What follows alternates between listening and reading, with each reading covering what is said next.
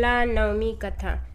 आंवला नवमी पर आंवले के वृक्ष की पूजा और इसके नीचे बैठकर भोजन करने की प्रथा की शुरुआत करने वाली माता लक्ष्मी मानी जाती है। इस संदर्भ में कथा है जो इस प्रकार है। एक बार माता लक्ष्मी पृथ्वी भ्रमण करने आई। रास्ते में भगवान विष्णु एवं शिव की पूजा एक साथ करने की इच्छा हुई। लक्ष्मी माँ ने विचार किया कि एक साथ विष्णु और शिव की पूजा कैसे हो सकती है। तभी उन्हें ख्याल आया कि तुलसी और बेल का गुण एक साथ आंवले में पाया जाता है। तुलसी भगवान विष्णु को प्रिय है और बेल शिव को। आंवले के वृक्ष को विष्णु और शिव का प्रतीक चिन्ह मानकर माँ लक्ष्मी ने आंवले की वृक्ष की पूजा की। पूजा से प्रसन्न होकर विष्णु और शिव प्रकट हुए।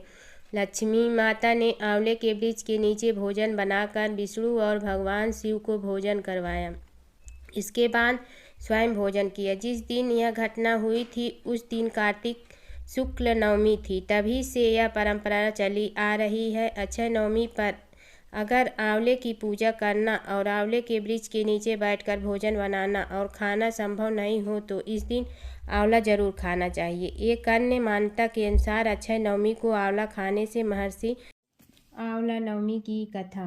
एक राज्य में आंवल्या नाम का एक राजा था। राजा ने यह प्रण लिया था कि वह अपनी प्रजा में रोजाना 1.25 मन आंवला का दान करेगा।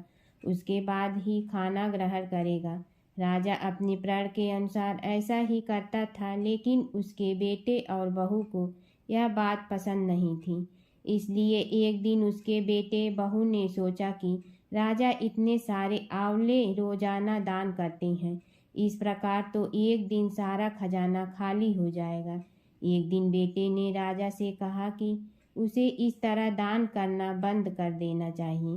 राजकुमार की बात सुनकर राजा को बहुत दुख हुआ और राजा ने रानी के साथ महल का त्याग कर दिया।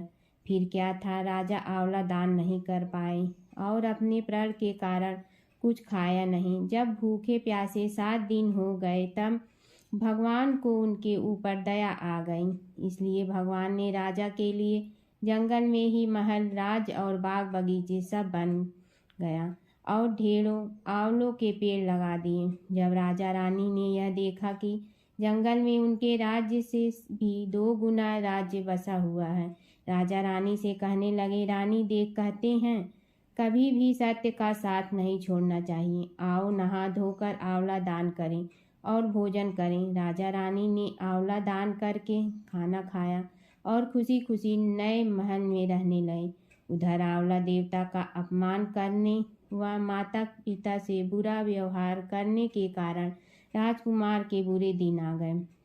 उसका राज्य शत्रुओं ने छीन लिया। वह दाने दाने के मुहताज हो गया और काम ढूंढने हुए अपने पिताजी के राज में आ पहुंचा। उसकी हालत इतनी बिगड़ी हुई थी कि पिता ने उन्हें बिना पहचाने हुए काम पर रख लिया। बेटे बहू सोच भी नहीं सकते कि उनके माता पिता इतने बड़े राज्य के मालिक भी हो सकते हैं, सो उन्होंने भी अपने माता पिता को नहीं पहचाना। एक दिन बहू ने सास के बाल गूंथते समय उनकी पीठ पर मस्सा देखा। उसे यह सोचकर रोना आने लगा कि ऐसा मस्सा मेरी सास के भी थे। हमने ये सोचकर उन्हें आंवले दान करने से रोका था कि हमारा धन नष्ट हो जाएगा। आज वे लोग न जाने कहाँ होंगे। यह सोचकर बहू को रोना आने लगा और आंसू टपक टपक कर सास की पीठ पर गिरने लगी। रानी ने तुरंत पलट कर देखा और पूछा कि तू क्यों रो रही है। उसने बताया, आपकी पीठ जैसा मस्सा मेरी सास की पीठ पर भी था। हमने उन्हें आंवले दान करने से मना कर दिया था, इसलिए वे घर छोड़कर कहीं चले गए।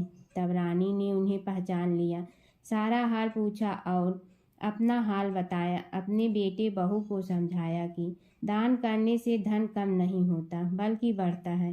बेटे बहू भी अब सुख से राजा रानी के साथ रहने लगे।